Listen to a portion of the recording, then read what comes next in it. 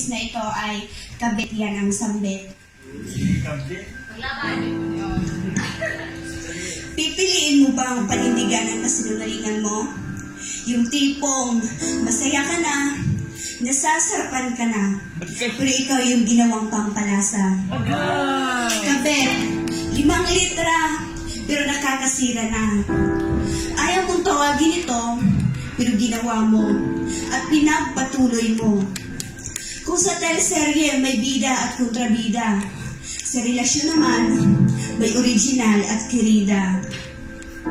Naaalala ko pa ang panahong ang saya nating dalawa, na naniniwala pa tayo sa salitang tayo lamang. Naaalala ko pa kung paano tayo nakontento sa isa't isa, na sabay nating hinarap bawat pagsubok upang pangako hindi mapako.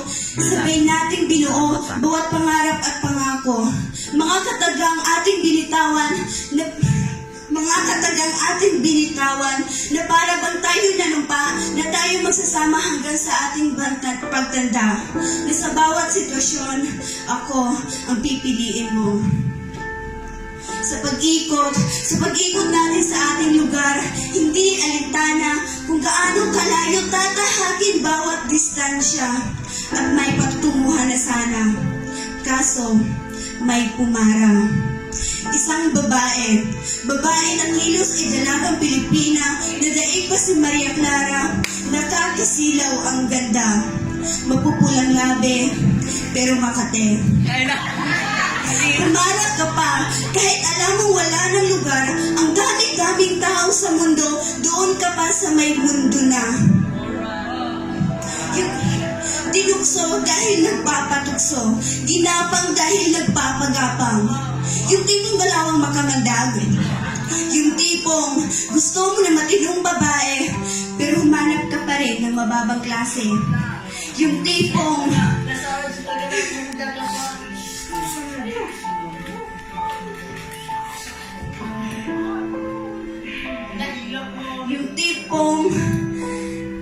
gusto mo ng babaeng pinupuri, pero mababa naman ang uri.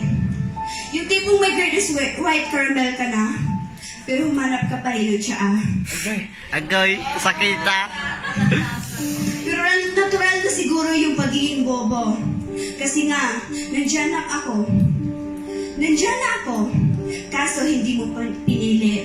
Kasi nga, yung gusto mo, yung babaeng pinipilahan, binabalik-balikan at gusto ng karamihan. Bakit ba? Kasi mura at kayang-kaya sa bulsa? 160. Hindi po ako nangusga sa naging pangalawa, at hindi po ako nangusga sa taong pinalit sa akin. Pero sana, sa bawat desisyon sa pakikipagrelasyon, dapat wala tayong maruming intensyon na pipiliin natin ang isang taong pwedeng ituon ang ating atensyon sa isang taong gusto nating inspirasyon, na kahit uso ang agawan, balikan, lukuhan sa ating henerasyon, dapat